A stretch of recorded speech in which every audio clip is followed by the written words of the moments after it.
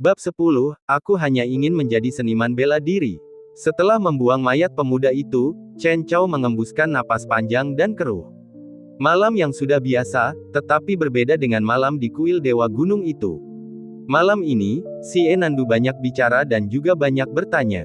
Namun, pemuda di seberangnya masih tampak begitu berhati-hati. Dia tidak mendapat jawaban untuk banyak hal. Dia tidak marah. Dia hanya mempertahankan rasa ingin tahunya terhadap pemuda berpakaian hitam itu. Pada pagi hari, Chen Chao bangkit dan berjalan keluar dari halaman. Dia pergi keluar gang untuk membeli ubi jalar. Ketika membayarnya, dia ragu-ragu sejenak, tetapi membuka mulutnya dan berkata, "Saya akan mengambil satu lagi." Saat berbalik dan kembali ke gang, dia kebetulan berpapasan dengan Zhou Guqi yang membuka pintunya pagi-pagi sekali. Kedua orang itu saling pandang dan tentu saja bertengkar lagi. Akhirnya, Chen Chao kembali ke kompor dengan ekspresi muram dan menyerahkan ubi jalar yang sedikit lebih besar itu kepada Xie Nandu. Sementara itu, ia meletakkan ubi jalar yang sedikit lebih kecil itu di depannya tanpa terburu-buru menyentuhnya. Mengambil ubi jalar, Xie Nandu menanyakan sesuatu yang hampir konyol, "Apakah kamu tahu tentang akademi di ibu kota ilahi?" Chen Chao menganggukkan kepalanya dengan tatapan kosong. Ada banyak kultivator di dinasti Liang Agung. Namun, hanya ada dua jenis kultivator utama yang dapat digunakan oleh istana kekaisaran. Yang pertama adalah seniman bela diri yang menghabiskan banyak uang emas langit untuk menempa tubuh mereka. Jenis lainnya adalah kultivator Konfusianisme dari salah satu dari tiga sekte. Sekte kultivasi asing memiliki warisan sistematis yang bertahan selama ratusan tahun. Bahkan lebih lama dari keberadaan sebuah dinasti. Mereka memiliki fondasi yang dalam dan akan mencari anak laki-laki dan perempuan muda yang cocok untuk kultivasi di dunia, dan membawa mereka ke sekte untuk berkultivasi, memutuskan belenggu ke dunia sekuler. Jalur bela diri pada dasarnya adalah jalur lain bagi orang-orang biasa yang tidak bisa menjadi kultivator abadi. Jalur ini tidak memerlukan bakat apapun. Tidak peduli seberapa bodohnya seniman bela diri, jika mereka bertahan dengan pahit selama 8 hingga 10 tahun, mereka setidaknya bisa melewati ambang batas juga. Dan justru karena inilah para kultivator di dunia selalu memiliki sikap paling menghina terhadap seniman bela diri. Mereka merasa bahwa kultivasi sesuai dengan dao surgawi, memperoleh kekuatan dari surga dan bumi untuk memperkuat diri mereka sendiri. Oleh karena itu, para kultivator yang cocok untuk kultivasi dipilih oleh surga. Sebaliknya, seniman bela diri yang tidak cocok untuk kultivasi mencoba untuk secara paksa menjalani jalur bela diri. Mereka secara alami menjadi menyimpang di mata mereka. Oleh karena itu, di sekte-sekte kultivasi asing, hampir tidak ada sekte yang mengutamakan seniman bela diri. Bahkan jika seniman bela diri ada di beberapa sekte, mereka pasti akan mengalami perlakuan dingin juga. Seniman bela diri dalam situasi seperti itu akan memilih untuk menjadi bagian dari dinasti. Itu hampir menjadi satu-satunya pilihan. Saat ini, pasukan perbatasan utara yang menghentikan para iblis pergi ke selatan, dapat dikatakan telah mengumpulkan jumlah seniman bela diri terbesar di dinasti Liang Besar. Sebagai salah satu dari tiga sekte, para penganut Konfusianisme selalu memiliki banyak hubungan dengan dunia sekuler. Bertahun-tahun yang lalu, Konfusianisme berkembang pesat dan mereka mulai menulis buku serta mencerahkan orang-orang di dunia. Kemudian, secara bertahap terbentuklah ortodoksi Konfusianisme. Karena sifat khusus Konfusianisme, ia ditakdirkan untuk memiliki hubungan yang tak terpisahkan dengan dunia sejak awal. Setelah bertahun-tahun berkembang, Konfusianisme menjadi penganut yang paling dekat dengan dinasti. Bahkan, ia lebih seperti kerjasama antara dinasti dan Konfusianisme. Konfusianisme menyediakan dinasti dengan para intelektual yang diperlukan untuk memerintah dunia. Dinasti juga perlu menyediakan aliran siswa Konfusianisme yang tak ada habisnya. Lagi pula, tidak seperti para kultivator lainnya, para cendekiawan setidaknya memiliki dunia dan orang-orang biasa di dalam hati mereka. Akademi di ibu kota ilahi itu adalah tanah suci bagi semua kaum intelektual. Jika seseorang tidak pergi ke negeri asing untuk berkultivasi, memasuki akademi itu akan menjadi jalan terbaik. Chen Chao mengambil ubi jalar itu dan perlahan mengupas kulitnya, memperlihatkan daging berwarna keemasan yang memancarkan panas. Menundukkan kepalanya untuk menggigitnya, rasanya sangat manis. Iklan oleh Pub Future. Jika tidak ada kecelakaan, si Nandu pasti akan masuk akademi itu. Jika bakatnya bagus, menjadi terkenal di seluruh ibu kota ilahi hanya masalah waktu. Hanya saja, tidak peduli seberapa hebatnya dia, mungkin tidak mudah untuk membuat perbedaan dalam kariernya. Dinasti Liang Agung tidak melarang wanita menjadi pejabat. Namun sayangnya, selama lebih dari 200 tahun ini, tidak ada pejabat wanita yang muncul. Jika si Nandu ingin menjadi Perdana Menteri wanita di dinasti Liang besar ini, jalan yang harus ditempuh kemungkinan sangat panjang dan penuh duri. Jika aku berhasil mencapai ibu kota ilahi dan mendapatkan pijakan yang kokoh, aku akan dapat membantumu memperjuangkan tempat ujian di akademi. Si Nandu tampak serius dan tidak tampak bercanda. Sebelumnya, dia mengatakan bahwa dia akan membalas Chen Chao. Namun, dia tidak menyebutkan berapa tepatnya. Namun, sekarang setelah dia mengatakannya, itu lebih berharga daripada sejumlah mata uang emas. Chen Chao secara alami memahami apa arti dari tempat ujian di akademi. Setiap tahun ketika akademi menerima siswa, itu selalu menjadi acara besar bagi seluruh dinasti Liang Agung. Keluarga mana di dinasti Liang Agung yang tidak ingin mengirimkan keturunan mereka ke akademi? Tempat ujian akademi sudah cukup untuk membuat keluarga-keluarga besar bersaing sampai kepala mereka juga hancur dan babak belur. Selain banyaknya buku panduan kultivasi, akademi itu juga memiliki beberapa kultivator terkuat di dinasti Liang besar saat ini. Dekan akademi tersebut merupakan sosok legendaris. Dari apa yang disebut 6 alam cakrawala, kemungkinan besar, dekan akademi itu sudah berdiri di puncaknya. Di seluruh dinasti Liang besar, tidak seorang pun dapat menemukan lebih dari beberapa eksistensi yang mampu bersaing dengan dekan akademi itu. Bahkan di sekte-sekte kultivasi asing, tidak banyak pembangkit tenaga listrik yang bisa mengabaikan dekan akademi itu juga. Jika seseorang bisa menjadi murid dari karakter seperti itu, kesulitan apa yang masih akan mereka hadapi di dinasti Liang besar? Akan terlalu mudah untuk mengalami peningkatan yang sangat cepat. Saya seorang seniman bela diri. Chen Chao tentu tahu bahwa karena si Nandu berani mengatakannya, dia yakin akan memenangkan tempat untuknya. Itu juga merupakan kesempatan yang diinginkan oleh banyak orang di seluruh dinasti Liang Agung. Namun, dia tetap menolaknya mentah-mentah. Apakah tidak mungkin untuk beralih ke kultivasi abadi? Bakatmu seharusnya lumayan. Menempuh jalan seorang seniman bela diri terlalu sulit. Si Nandu tersenyum tipis dan berkata, dan mata uang emas langit itu, jumlahnya terlalu besar. Sangat sulit bagimu untuk membelinya juga. Dia benar-benar memikirkan Chen Chao. Jika seniman bela diri dinasti Liang Agung ingin terus berkembang, mereka membutuhkan mata uang emas langit yang tak terhitung jumlahnya untuk membeli berbagai macam obat-obatan spiritual untuk menempa fisik mereka. Jumlah mata uang emas langit yang sangat besar ini bukanlah sesuatu yang mampu dibeli oleh seorang seniman bela diri. Oleh karena itu, banyak seniman bela diri yang hanya memiliki satu jalan yaitu masuk ke dalam pasukan dan membunuh musuh di perbatasan utara untuk memberikan jasa yang baik agar dapat ditukar dengan sejumlah besar mata uang emas langit tersebut. Meskipun Chen Chao adalah seorang sipir, gaji bulanannya hampir tidak berarti dibandingkan dengan jumlah mata uang emas langit yang dibutuhkan tersebut. Chen Chao tersenyum dan berkata, jadi, aku mengorbankan hidupku demi hal yang samar dan ilusi itu. Jika kamu benar-benar ingin membantuku, mengapa kamu tidak menambahkan lebih banyak uang? Si Nandu menatap ubi jalar di tangannya dan tanpa sadar menelan ludahnya. Wajah mungil itu penuh dengan hasrat. Siapapun akan menganggapnya manis. Jika kamu punya masalah, tidak ada salahnya untuk mengatakannya. Kamu telah menyelamatkanku lebih dari sekali, kita seharusnya berteman. Si Nandu mengangkat kepalanya dan menatap Chen Chao. Kabut di mata itu tampaknya telah menghilang. Sekarang, ia memperlihatkan ekspresi yang sangat serius. Sebenarnya, pertama-tama, harusnya ada keuntungan unik karena bisa membangun persahabatan yang relatif murni antara anak laki-laki dan perempuan. Bahkan jika keduanya bukan pemuda biasa, akan selalu ada saat-saat ketika segala sesuatunya tiba-tiba menjadi sederhana. Chen Chao menatap setengah ubi jalar di tangannya dan merasa agak tidak enak. Ia berpikir dalam hati, bakatku tidak sebaik yang kau kira. Apakah aku harus memberitahumu bahwa aku hanya bisa menjadi seniman bela diri? Menjadi seniman bela diri adalah tindakan yang tidak berdaya sejak awal. Chen Chao mendesah pelan. Namun, dapatkah dia mengatakan hal-hal ini? Apakah dia tidak menginginkan muka lagi? Chen Chao meletakkan ubi jalar itu.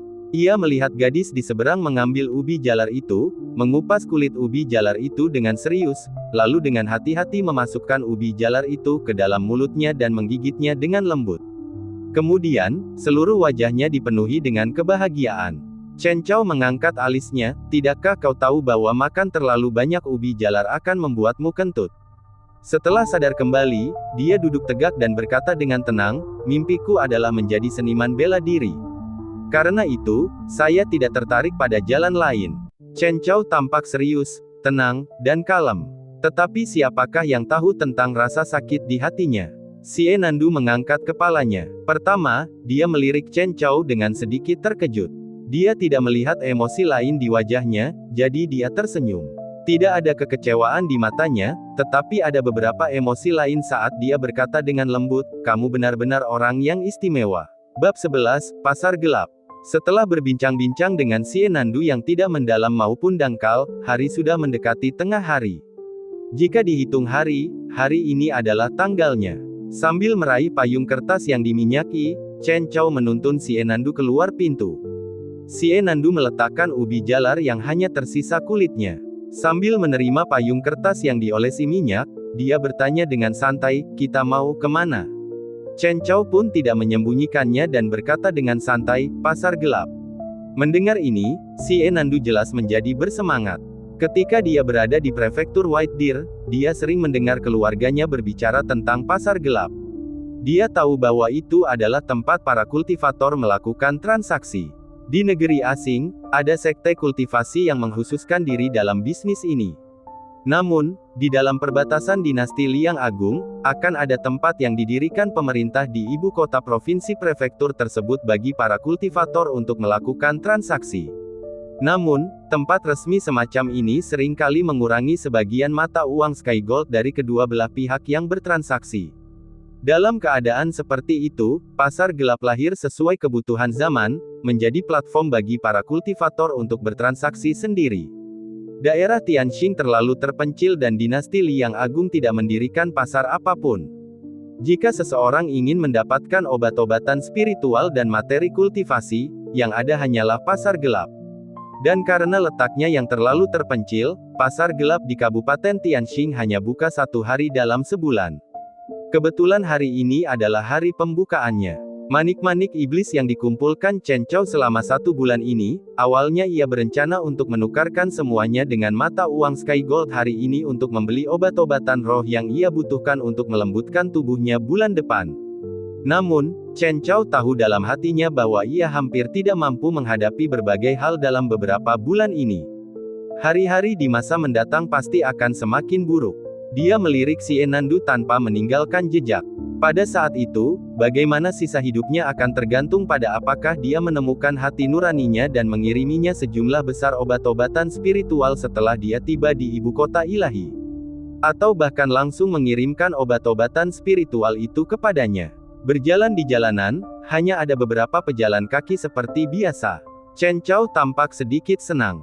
Ketika dia melewati kantor daerah, bawahan di pintu masuk menatap Chen Chao dengan tatapan hormat. Chen Chao hanya menganggukkan kepalanya sedikit dan tidak mengatakan apapun. Dia baru tahu sebelumnya. Ternyata tadi malam, Mike dan sekelompok bawahan istana menjaga jalan Changyuan sepanjang malam. Akhirnya, Tuan Mike ini masuk angin. Dia mendengar bahwa dia masih terbaring di tempat tidur sekarang. Setelah mengetahui hal ini, Chen Chao diam-diam teringat bahwa dia lupa memberitahu Mike sebelumnya.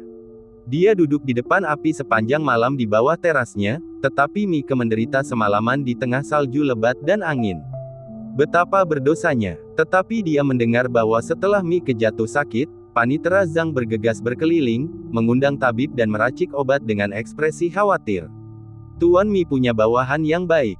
Berjalan menyusuri jalan kantor daerah, kedua orang itu berbelok ke Willow Leaf Alley di sebelah timur dan berjalan sampai ujung sebelum tiba di pasar jalanan yang relatif luas.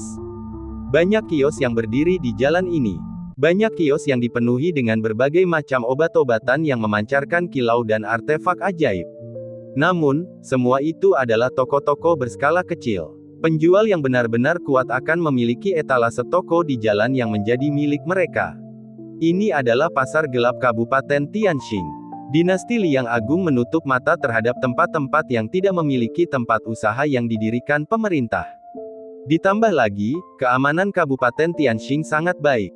Oleh karena itu, skala pasar gelap tidaklah kecil.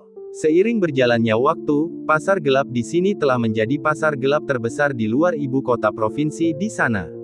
Setiap kali hari ini tiba, seniman bela diri dari beberapa daerah terdekat akan datang ke Kabupaten Tianjin untuk membeli beberapa obat mujarab. Namun itu semua hanya sekadar barang-barang aneh, bukan pembelian besar.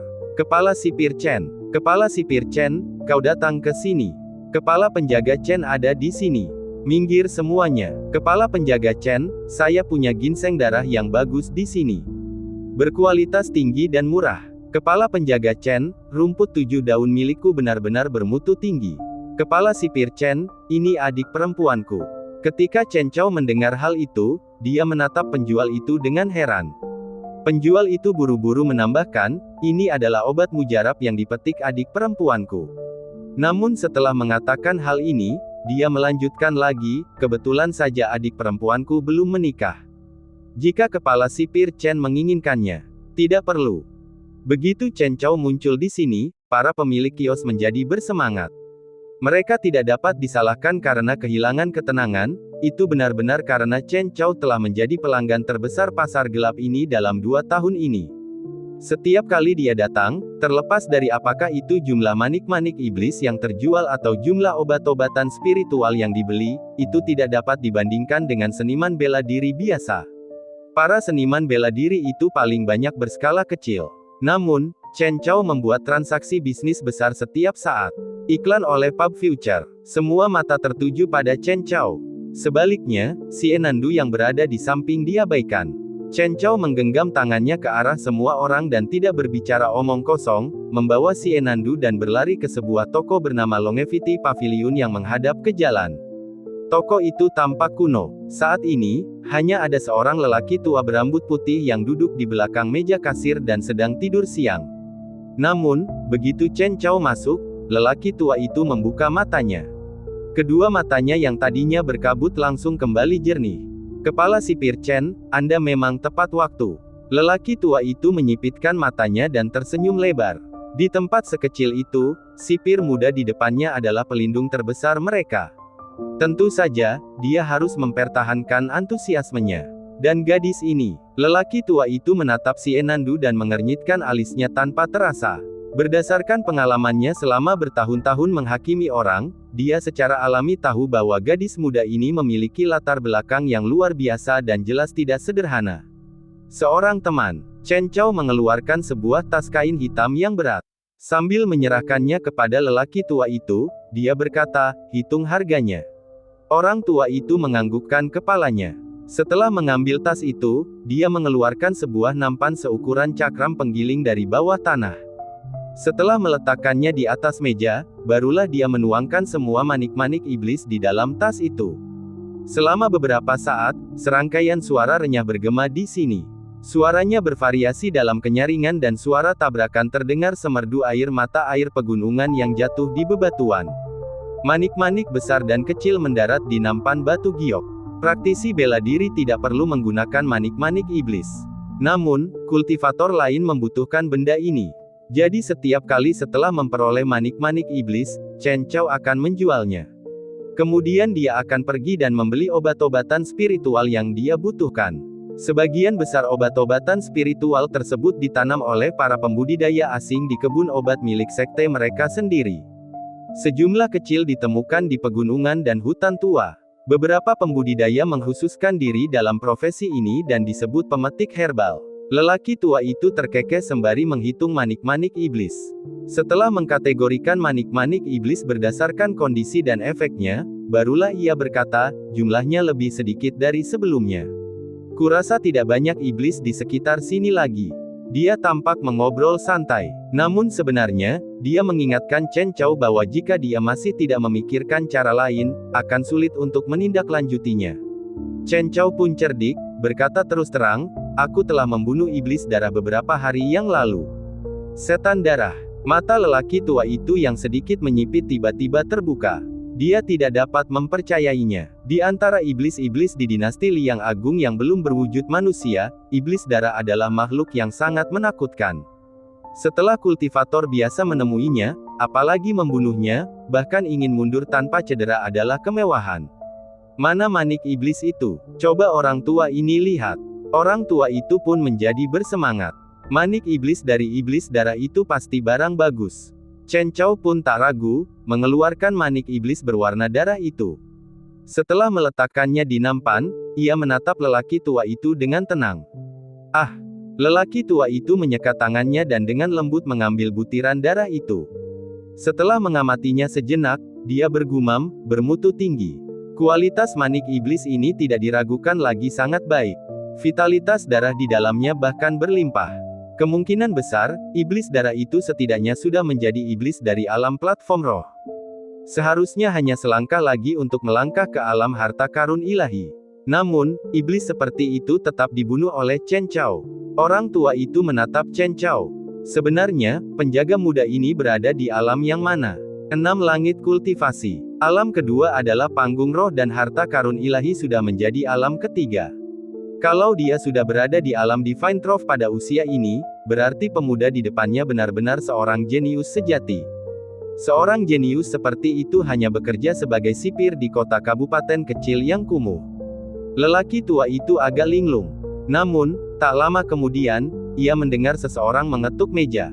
Ketika dia sadar kembali, pemuda berpakaian hitam di depannya juga menarik tangannya. Sebutkan harga Anda. Chen Chao tidak ingin membuang terlalu banyak waktu di sini. Orang tua itu merenung sejenak dan berkata cepat, manik-manik iblis ini. Totalnya 2000 koin emas langit. Manik-manik iblis darah iblis ini, aku akan memberimu 5000 koin. Harga ini tidak murah. Namun, Chen Chao langsung berkata, 10.000. Ekspresi lelaki tua itu tiba-tiba menjadi jelek, seolah-olah ada sedikit kemarahan. Namun, kemarahan itu masih bisa disembunyikan dengan sangat baik olehnya.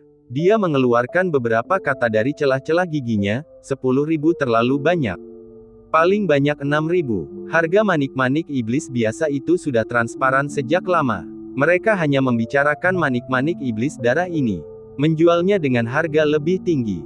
Chen Chao tersenyum dan berkata, lain kali aku punya barang bagus, aku akan tetap datang dan mencarimu. Orang tua itu berkata dengan ekspresi tak berdaya, kepala penjaga Chen, harga ini sungguh tidak mungkin. Chen Chao tersenyum tipis dan berkata, itu pasti berhasil. Orang tua itu menggelengkan kepalanya dan masih bersikeras pada pandangannya. Chen Chao tidak berbicara. Menyingkirkan manik-manik iblis, dia berbalik untuk pergi. Orang tua itu tidak bereaksi. Dia hanya mendesah kecewa. Tepat ketika Chen Chao sudah melangkahkan satu kaki keluar dari toko, lelaki tua itu menggertakkan giginya dan tampaknya telah mengambil keputusan. Ia berteriak, 7.000. Harganya hanya segini. Chen Chao berbalik dan berkata sambil tersenyum tipis, 8.000. Mendengar hal itu, lelaki tua itu pun terduduk seolah-olah kehabisan tenaga dan menganggukkan kepalanya dengan agak lesu. Namun, Chen Chao tidak menunjukkan emosi apapun. Ia kembali ke meja kasir dan dengan santai meletakkan manik-manik iblis di atas meja kasir, menunggu pelayan di belakang untuk mengambil uang. Namun, ia masih dengan santai bertanya tentang berapa harga manik-manik iblis dari iblis yang ia bunuh tadi malam. Manik iblis ini tidak umum. Namun, tidak terlalu berguna untuk budidaya. Hanya wanita bangsawan di ibu kota provinsi yang mungkin mau membayar mahal. Aku akan membelinya seharga 1.000. Si penjaga toko tua mengetuk meja kasir, matanya menyipit. Chen Chao menggelengkan kepalanya. Dia belum berencana menjualnya sekarang. Harga benda ini di tempat kecil jelas kurang dari 1/10 harga ibu kota provinsi tersebut. Penjaga toko tua itu juga tahu watak Chen Chao. Karena itu, dia tidak banyak bicara. Dia hanya berbicara santai tentang cara menggunakan benda ini. Setelah mendapatkan mata uang Sky Gold dan keluar dari toko, Chen Chao memijat kepalanya. Dia merasa cukup puas. Jika dia mengambil manik iblis darah itu untuk dijual di tempat lain, tentu saja harganya tidak akan sebesar itu. Hanya saja itu akan terlalu merepotkan. Dia tidak suka itu. Adapun mengapa dia tidak mengeluarkan barang-barang yang ditemukannya pada pemuda itu kemarin malam, itu untuk menghindari masalah baru. Chen Chao tentu saja tidak akan sebodoh itu. Xie Nandu tiba-tiba berkata, saat berakting, hati manusia itu rumit. Chen Chao tidak membantahnya. Dia hanya berkata dengan tenang, kamu pasti belum pernah mengalaminya. Tapi, tidak ada yang istimewa tentang tawar-menawar harga. Selama dia mau membeli, dia pasti tidak akan rugi. Dan tidak peduli bagaimana aku menjualnya, itu akan tetap rugi. Aku hanya mengurangi kerugianku seminimal mungkin. Terkadang, Anda benar-benar membuat orang tidak dapat melihat Anda. Ketika Anda merasa bijaksana secara duniawi, Anda juga tampaknya memiliki ketekunan dalam aspek lain. Xie Nandu agak emosional. Selama ini, dia merasa bahwa penolakan Chen Chao untuk membantunya mendapatkan tempat di ujian akademi adalah hal yang sangat gila. Chen Chao sendiri mengalami kesulitan yang tidak dapat dijelaskan, jadi dia hanya bisa berdiri tegak sendiri. Chen Chao tidak mengatakan apa-apa. Setelah itu, dia berjalan mondar-mandir di sepanjang jalan ini dan keluar masuk banyak toko. Dia membeli cukup banyak obat mujarab yang dapat digunakan untuk melembutkan tubuh.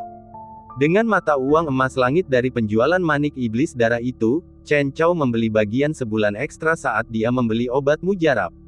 Mengenai mengapa dia tidak menghabiskan semuanya sekaligus, dia samar-samar merasa bahwa dia tidak akan terus tinggal di alam ini terlalu lama. Di atas Spirit Platform ada Divine Trove. Pelatihan selama beberapa tahun telah membuat Chen Chao menyentuh ambang batas alam itu. Agaknya, ia akan segera melangkah ke alam itu dan menjadi seniman bela diri Divine Trove. Dan itu akan menjadi ranah yang paling sulit bagi seniman bela diri. Banyak seniman bela diri yang tidak dapat melintasi ranah ini selama sisa hidup mereka. Mencapai alam itu juga berarti ia membutuhkan lebih banyak obat-obatan roh. Itu berarti sejumlah besar mata uang Sky Gold. Chen Chao menghela napas, menyadari bahwa ia akan mengalami sakit kepala yang sangat besar ketika saatnya tiba. Setelah sadar kembali, dia hendak meninggalkan tempat ini. Namun, setelah berjalan beberapa langkah dan baru saja mencapai sudut jalan, sesosok hitam tiba-tiba melesat keluar dari gang samping. Chen Chao memutar tubuhnya sedikit ke samping dan menghindari tangan yang hendak mencengkeramnya. Kemudian, ia melihat wajah asli bayangan hitam itu. Ia adalah seorang pemuda berkulit gelap dan kurus. Ia mengenakan jubah katun berwarna abu-abu yang penuh dengan bercak-bercak. Setelah melihat remaja itu dengan jelas, ada sedikit senyum di wajah Chen Chao. Dia mengulurkan tangannya dan menekan bahu remaja berkulit gelap dan kurus itu. Pihak lain tidak bisa bergerak lagi. Ketika remaja berkulit gelap dan kurus itu melihat ini, dia tampak tak berdaya. Kakak Chen, tidak bisakah kau biarkan aku menang sekali saja? Chen Chao menyeringai dan berkata, lain kali pasti. Sudut mulut remaja kurus berkulit gelap itu berkedut. Kemudian, dia melihat Xie Nandu yang berada di belakang Chen Chao dengan sangat cepat. Dia segera mengalihkan pandangannya dan bertanya, Kakak Chen, siapa kakak perempuan ini? Chen Chao berkata dengan tenang, seorang teman. Saya memberi hormat kepada kakak ipar. Remaja berkulit gelap dan kurus itu terkekeh. Sambil menggaruk kepalanya, dia tampak sedikit konyol. Bab 12, cepat dan temukan sipir Chen. Remaja berkulit gelap dan kurus di depannya ini bernama Lin Cheng. Keduanya memiliki hubungan yang baik. Ketika pertama kali tiba di Kabupaten Tianxing, sesuatu terjadi pada keluarga Lin Cheng. Ibunya meninggal karena sakit, tetapi mereka tidak mampu membeli peti jenazah. Saat itu, hati Chen Chao melunak, dan dia memberinya sejumlah uang. Begitulah kedua orang ini menjalin persahabatan. Setelah menguburkan ibunya, Lin Cheng sibuk di Peach Blossom Alley dan banyak membantu Chen Chao. Setelah itu, dia pergi ke tambang Xuanming di luar pinggiran Kabupaten Tianxing sendirian untuk mencari nafkah. Para kultivator membutuhkan obat-obatan spiritual untuk memurnikan pil untuk kultivasi, sementara menempa artefak sihir membutuhkan semua jenis bahan yang berbeda. Oleh karena itu, dinasti Liang Agung memiliki pertambangan biji di mana-mana.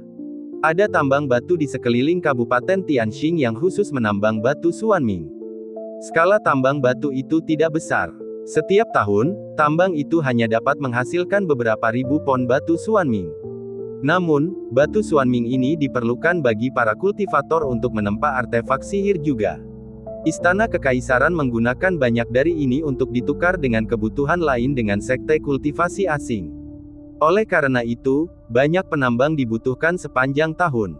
Meskipun Lin Cheng kurus, dia sebenarnya kuat secara alami, cukup untuk menyaingi pria dewasa yang kuat. Jadi mereka membuat pengecualian dan membawanya ke sana. Jumlahnya pas setiap bulan, beberapa keping mata uang Sky Gold sebagai upah. Di tempat seperti Kabupaten Tianqing, beberapa keping mata uang Sky Gold sudah cukup banyak. Jika seseorang tidak perlu berkultivasi, itu sudah lebih dari cukup bagi Lin Cheng untuk menikahi seorang istri setelah bekerja selama beberapa tahun. Namun, sering terjadi keruntuhan di tambang batu. Padahal, mereka benar-benar mempertaruhkan nyawa mereka. Mengapa kamu kembali? Chen Chao menatap Lin Cheng dengan ragu. Setiap orang di tambang batu hanya mendapat 1 hari libur dalam sebulan. Anak di depannya ini baru saja kembali di awal tambang. Dia seharusnya tidak muncul lagi bulan ini. Ada beberapa kali tanah longsor yang terjadi berturut-turut selama beberapa hari terakhir. Tuan yang bertanggung jawab menghentikan penambangan dan memberikan beberapa hari libur. Kebetulan saya punya sesuatu untuk diberikan kepada kakak Chen. Sambil berbicara, Lin Cheng melihat sekeliling dengan saksama, dan baru saat itulah, dia menyeret Chen Chao ke dalam gang. Dia dengan hati-hati mengambil sebatang rumput yang memiliki 7 daun dari pakaian katunnya yang penuh dengan bercak-bercak. Bagian akarnya dibungkus dengan tanah oleh Lin Cheng dan daunnya segar dan hijau. Cairan hijau dapat terlihat mengalir melalui urat daun dengan mata telanjang. Kilau berkilauan di permukaan daun.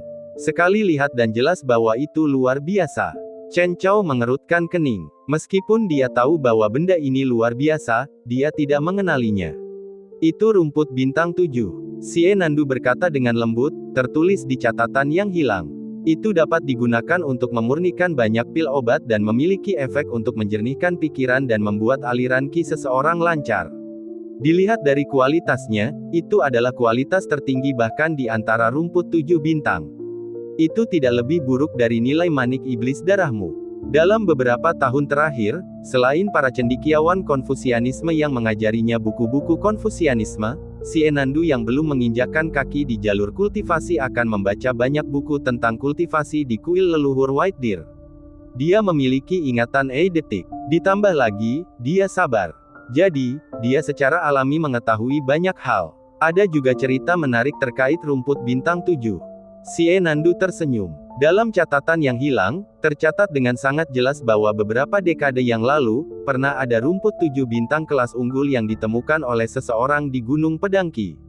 Secara kebetulan, tetua agung dari sekte besar di negeri asing gagal membuat terobosan alam kultivasi dan sangat membutuhkan barang ini untuk menyelamatkan hidupnya. Oleh karena itu, sekte itu mengirim murid-muridnya ke Gunung Pedangki, ingin membelinya dengan harga tinggi. Gunung Pedangki telah ada sejak lama. Itu memiliki reputasi yang hebat, tetapi itu bukanlah sekte yang kuat. Ditambah dengan fakta bahwa rumput 7 bintang tidak berguna bagi mereka, mereka tidak mengusir mereka dan ingin menjualnya juga. Hanya saja sekte asing itu menawarkan harga yang terlalu rendah. Itu tidak berbeda dengan perampokan. Dalam kemarahan, Gunung Pedangki menghadiahkan lebih dari 10 pedang terkenal sebagai ucapan terima kasih. Kultivator pedang yang tak terhitung jumlahnya datang dalam jumlah besar dan langsung mencabut sekte asing itu. Tetua agung yang malang itu tidak mendapatkan obat roh penyelamat hidupnya. Kepalanya dipenggal secara pribadi oleh beberapa kultivator pedang. Ada hal seperti itu. Lin Cheng membelalakkan matanya lebar-lebar. Ia tidak menyangka bahwa ramuan kecil itu dapat membuat makhluk yang tampaknya abadi itu kehilangan nyawa. Bahkan sebuah sekte pun mengalami pemusnahan. Gunung Qi Pedang. Chen Chao sendiri tidak punya pikiran apapun tentang cerita ini. Namun, dia tertarik pada Gunung Pedang Qi itu. Xie Nandu menjelaskan, Gunung Pedang Qi, itu adalah sekte pembudidaya pedang di negeri asing. Namun, tidak ada pembudidaya pedang yang kuat di dalam sekte tersebut, jadi itu hanya dapat dianggap sebagai sekte kelas 2. Mereka tidak tertarik untuk membunuh orang. Kultivasi mereka juga tidak disengaja. Yang mereka lakukan hanyalah menempa pedang. Saat ini, setengah dari pedang terkenal di dunia berasal dari gunung ini. Sepertinya meskipun ada banyak pedang palsu yang tidak dapat dipisahkan dari para pembudidaya pedang, ada begitu banyak pedang terkenal yang tersembunyi di gunung ini, tetapi aku tidak melihat ada yang menginginkannya. Chen Chao merasa bahwa jika gunung Qi pedang ini ingin ada di dunia, maka ia tidak akan hanya menempa pedang. Tanpa kekuatan mereka sendiri, sementara juga memiliki sesuatu yang dibutuhkan oleh banyak pembudidaya pedang, kemungkinan besar beberapa sekte pedang akan terus berpikir untuk mendudukinya secara paksa. Sambil menganggukkan kepalanya, Si Enandu berkata, setiap 100 tahun, mereka pasti akan merilis pedang baru.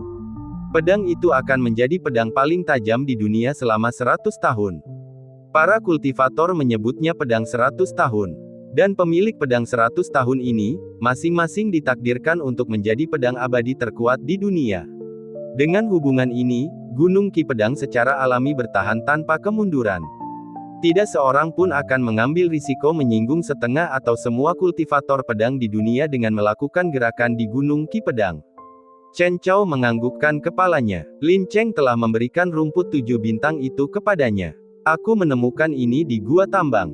Aku juga tidak tahu untuk apa ini digunakan, tetapi kupikir kakak Chen pasti akan menggunakannya, jadi aku membawanya kembali untukmu, kakak. Dia mengulurkan tangannya, tetapi Chen Chao tidak langsung menerimanya. Dia hanya berkata, tahukah kamu bahwa rumput 7 bintang ini selanjutnya dapat membuatmu tidak akan pernah memasuki tambang batu itu dan mempertaruhkan nyawamu untuk menggali lagi. Selain itu, kamu dapat menikahi sedikitnya 8 istri dan hidup dalam kemewahan selama sisa hidupmu. Ini sangat berharga. Lin Cheng sedikit terkejut. Namun, matanya penuh dengan senyuman. Dia juga tidak bodoh. Sebelumnya, ketika dia mengetahui cerita itu, dia sebenarnya sudah tahu nilai rumput 7 bintang ini. Namun, dia masih bersedia mengeluarkannya. Itu sudah menjelaskan banyak hal. Ketika ibuku masih hidup, ia selalu mengajarkanku untuk membalas kebaikan dari setetes air dengan mata air yang mengalir deras. Dulu, ketika tidak ada yang menguburkan ibuku, kaulah, kakak Chen, yang mengulurkan tangan membantu. Kebaikan ini, aku, Lin Cheng, akan mengingatnya seumur hidup. Lin Cheng memasukkan rumput 7 bintang ke tangan Chen Chao lalu terkekeh, jika kakak Chen benar-benar merasa tidak enak, berikan saja sejumlah uang. Namun, jangan terburu-buru memberiku, aku khawatir aku tidak dapat menahan diri dan menghabiskan semuanya. Aku akan menitipkannya pada kakak Chen terlebih dahulu. Setelah selesai mengatakan semua ini, Lin Cheng berkata bahwa rumahnya perlu dibersihkan. Kalau tidak, jika ibu kembali kapan saja, tidak akan ada tempat untuk tinggal. Karena itu, dia tidak akan tinggal di sini bersama Chen Chao lagi. Catatan TL, ya, ibunya sudah meninggal. Saya yakin ini ada hubungannya dengan tahayul Tiongkok tentang arwah yang pulang untuk berkunjung. Sebelum pergi, Lin Cheng menatap Si Enandu dan berkata dengan serius, kakak perempuan ini, kakak Chen-ku benar-benar seseorang yang layak untuk mempercayakan hidupmu. Kau benar-benar dapat mempertimbangkannya. Setelah selesai mengatakan hal itu, dia bergegas pergi. Tidak membiarkan Chen Chao mempunyai kesempatan berbicara. Menatap punggung pemuda berkulit gelap dan kurus itu, Chen Chao terdiam. Ketika Chen Chao mengulurkan tangan membantu saat itu, bukan berarti dia benar-benar hangat hati dan penyayang. Ada banyak orang yang menderita di dunia ini. Bahkan jika dia ingin membantu mereka semua, berapa banyak yang bisa dia bantu. Hanya saja penampilan Lin Cheng yang membuat Chen Chao teringat pada seorang pemuda dari beberapa tahun yang lalu. Itulah sebabnya dia tiba-tiba tergerak oleh belas kasihan. Namun dia tidak menyangka bahwa kebaikan yang dia tabur dengan santai saat itu, kini, tidak lagi semudah dibalas dengan mata air yang mengalir deras. Menyingkirkan rumput 7 bintang, Chen Chao tidak berencana untuk menjualnya begitu saja. Di antara artefak ajaib yang ditemukannya pada pemuda itu sebelumnya, ada satu yang digunakan untuk menyimpan obat-obatan spiritual semacam ini. Tidak perlu khawatir tentang hilangnya khasiat obat spiritual tersebut. Sepertinya ini bukan kepribadianmu. Melihat Chen Chao tidak berencana menjual rumput bintang 7 begitu saja, Si Enandu merasa sedikit ragu. Meskipun Chen Chao dalam pemahamannya bersikap tegas dalam mengambil tindakan dan sama sekali tidak bertele-tele, dalam beberapa aspek, dia sebenarnya tidak ada bedanya dengan pedagang kaki lima. Chen Chao tersenyum, saya tidak banyak belajar, tetapi sepertinya saya pernah membaca sesuatu sebelumnya, Seorang pria sejati hanya menginginkan uang yang diperoleh dengan cara yang benar, bukan keuntungan yang diperoleh secara tidak sah. Xie Nandu tersenyum, tampak seperti bunga pir yang sedang mekar penuh. Namun, aku bukan seorang pria sejati. Alasan mengapa aku menyimpan benda ini mungkin karena aku merasa bahwa semua hal di dunia ini tidak boleh dianggap remeh. Chen Chao menarik napas dalam-dalam. Dia baru saja mengeluarkan sedikit uang itu untuk membantunya menguburkan ibunya. Lalu orang itu ingin membalasnya dengan sesuatu yang jauh lebih berharga. Apakah dia akan menerimanya dengan tenang? Kemungkinan besar, bahkan jika dia berpikir sampai tenggorokannya kering, Chen Chao juga tidak bisa menerima pembenaran ini. Dan alasan mengapa dia memilih untuk menerimanya adalah karena Lin Cheng hanyalah seorang pemuda biasa. Jika orang lain mengetahui bahwa dia menyimpan harta yang berharga, tidak perlu dikatakan lagi seperti apa hasilnya. Kekayaan seseorang adalah kehancurannya sendiri karena menimbulkan keserakahan orang lain. Siapa kamu sebenarnya? Xie Nandu menggenggam tangan mungilnya sendiri. Tangannya adil dan lembut, tanpa ancaman apapun. Chen Chao menyeringai dan berkata, meskipun aku bukan seorang pria sejati, aku adalah pria yang baik. Aku mengatakannya tepat di awal ketika kita berada di kuil Dewa Gunung. Xie Nandu bingung untuk menjawab dan hanya mendengus dingin. Chen Chao juga tidak bisa berkata apa-apa. Kedua orang itu kembali dengan cara yang sama seperti sebelumnya. Ketika mereka melewati pemerintahan daerah lagi, hari sudah sore. Tepat saat mereka hendak melewati kantor daerah, seorang pejabat berpangkat rendah keluar dari dalam. Karena terlalu cemas, ia bahkan tersandung di salju. Namun, ia merangkak berdiri dengan sangat cepat. Mengabaikan salju di tubuhnya, ia berlari ke kejauhan dengan ekspresi panik. Kemana dia pergi terburu-buru seperti itu? Chen Chao menyadari bahwa orang itu adalah pejabat rendahan yang pergi mencarinya malam itu. Malam itu, mereka berdua bahkan sempat mengobrol. Jadi dia dengan santai bertanya kepada bawahan pengadilan di pintu masuk kantor daerah. Pengadilan yang mendasarinya tersenyum dan berkata, dia pergi mencari kepala pengadilan Chen. Seseorang dari atas datang, dia adalah atasan langsung kepala pengadilan Chen, kepala pengadilan Li dari Komando Qingshan. Dia secara khusus meminta kepala pengadilan Chen untuk pergi ke kantor daerah. Siapa yang tahu untuk apa? Hakim Agung menugaskannya untuk pergi mencarinya dan dia agak cemas. Chen Chao menatapnya dan tetap diam. Bawahan istana itu juga tersenyum pada awalnya. Kemudian, dia perlahan berhenti tersenyum. Kedua orang itu saling bertukar pandang, keduanya tidak berbicara. Xie Nandu mendesah. Pengadilan yang mendasarinya terkejut, lorong bunga persik tempat sipir Chen menginap agak jauh. Suaranya menjadi lebih lembut. Setelah selesai mengatakan ini, dia segera tersadar. Tanpa menunggu Chen Chao berbicara, dia berteriak ke kantor daerah dengan suara lantang, "Yang mulia, kepala polisi Chen ada di sini."